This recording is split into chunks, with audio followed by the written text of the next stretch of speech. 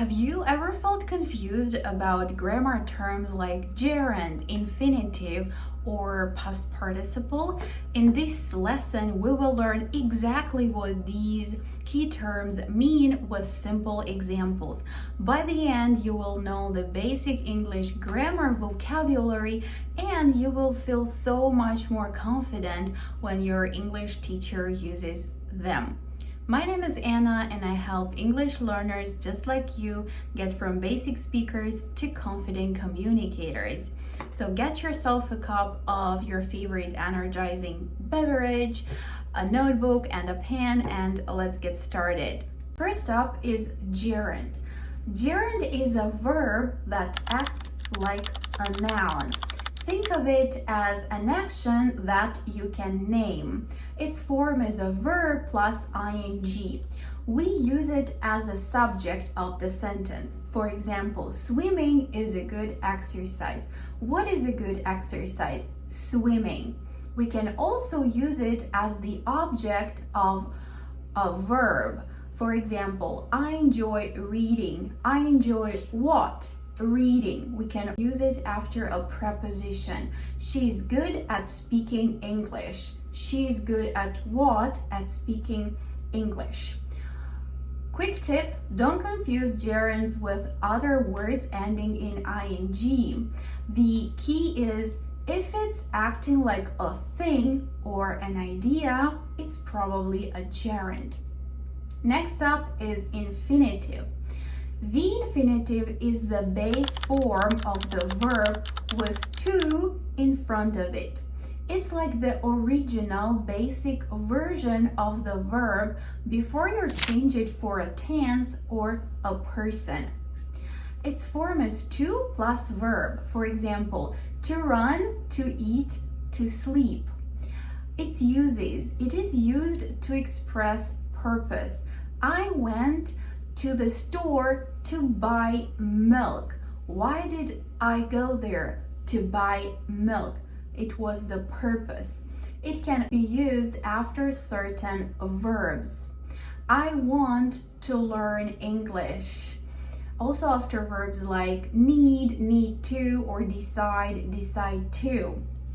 It can be used after adjectives. It's difficult to understand. It's impossible to understand. Participles are special verb forms that can act as adjectives that describe words or be part of verb tenses. Present participle ends in ing. It often describes an ongoing action. Its form is a verb plus ing. Example, running, exciting, boring. We use it as part of continuous tenses. I'm learning English, present continuous tense. In this case, learning is present participle. Or as an adjective, the movie was boring, or the movie is boring. Boring is used as an adjective here, and we can also say that it is present participle. Now, past participles, they often end in ed, or if it's a regular verb, they often end in ed. If it's an irregular verb, we can find it in the third column of the table of irregular verbs, and they often end in en. It describes something that has already happened or the thing receiving the action. Its form often verb plus ed. In regular verbs, finished or played, or irregular verbs, broken, eaten, seen. Over to uses. They can be used as part of perfect tenses. I have finished my homework. So in this case, finished is past participle and it's a regular verb, so we would only add ed to create the third form of the verb. It can be used as part of passive voice. The window was broken. And as an adjective, the broken window. What kind of the window?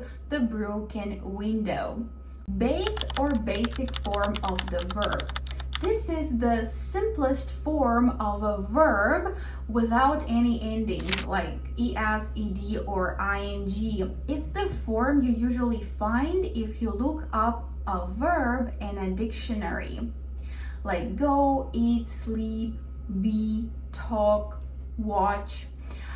It's commonly used after modal verbs. For example, I can go. So can or should, those are modal verbs, and they're followed by base or basic form of the verb without to. In simple present tense for I, you, we, they, I study English. We study English. They study English.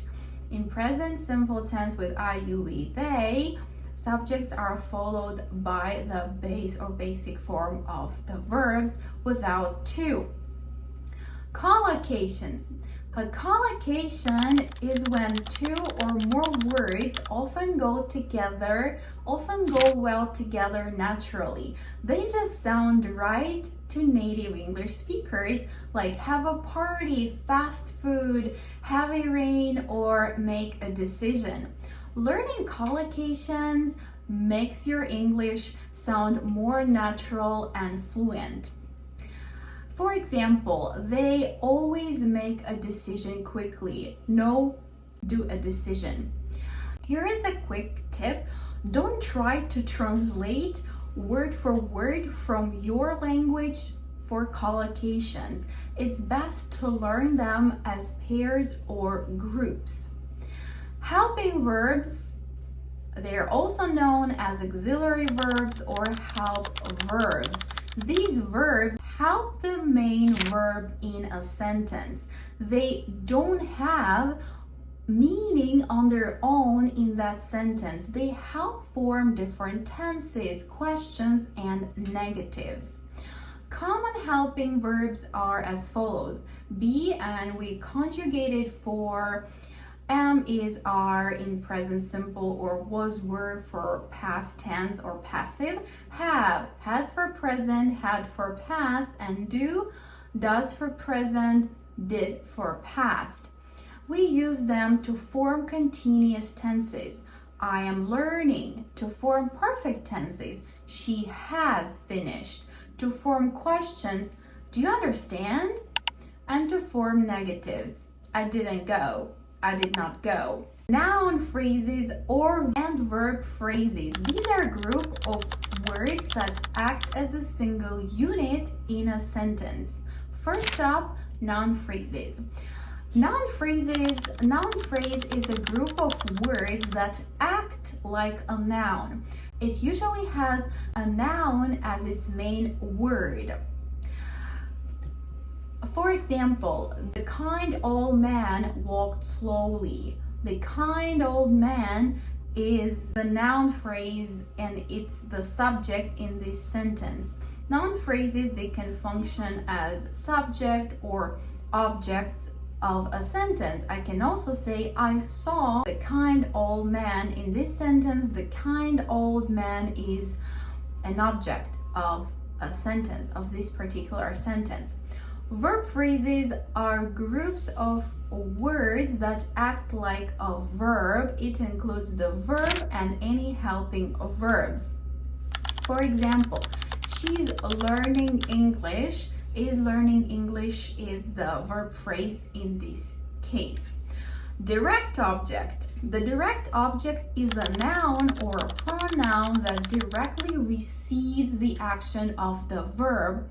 It answers the question what or whom after the verb.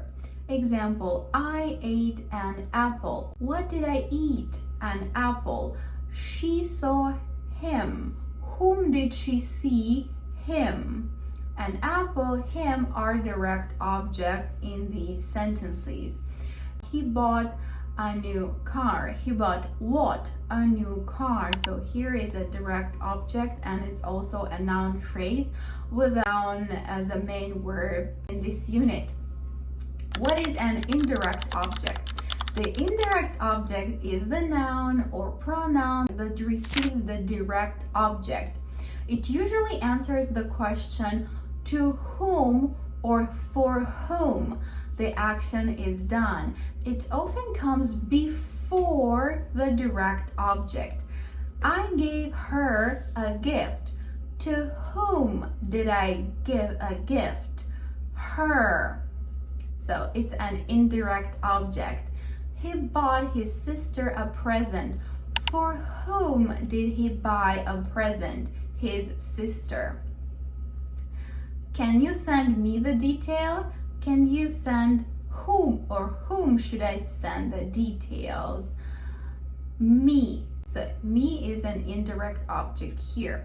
Time markers. Time markers are words or phrases that tell us when something happened, how often, or for how long. They help us understand the timing of events in a sentence or conversation. Think of them as signposts for time. Some examples are specific points in time, like yesterday, today, tomorrow. Frequency, always, rarely, often, sometimes, once a week, once a month. Duration, for how long? For 3 hours, since 2020, all day, for a while. And also sequence, first, next, after that.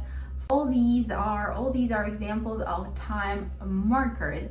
Let's take a look at the example sentences. I went to the gym yesterday.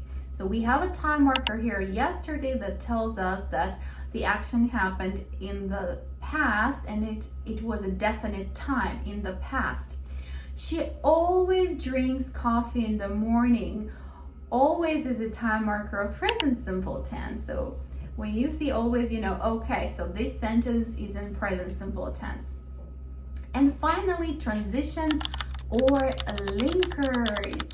Transitions or linkers are words or phrases that connect ideas, sentences, or paragraphs smoothly. They act like bridges between your thoughts, making your speaking and writing flow logically and easier for the listener or your reader to follow you. They show the relationship between different parts of your message. Here are some examples. To add information, you may use linkers or transitions like and, also, in addition, furthermore, moreover, besides. These are transitions or linkers. To show contrast, you may use linkers like although, even though, on the other hand, but, however. Showing cause and effect, you can use linkers like because, so, therefore, as a result. Let's take a look at example sentences here. I love to read and I also enjoy hiking. It was raining heavily, however, we still went for a walk.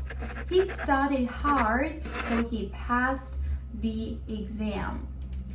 Here is a quick tip. Using different transitions helps you express your ideas more precisely.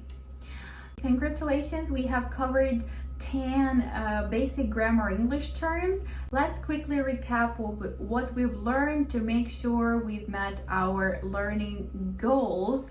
Today we've learned about the most important English grammar terms that will help you understand a lesson better and improve your English, in particular English grammar. And I'm very curious, was there a term that I haven't mentioned and that you would like me to cover in the next video lesson? Let me know in the comments below. And there is a quiz that I created that is based exactly on this lesson material. I suggest that you take this quiz to check your understanding. If you like this video, give it a thumbs up and subscribe to my channel for more educational content. Thank you for watching and stay tuned.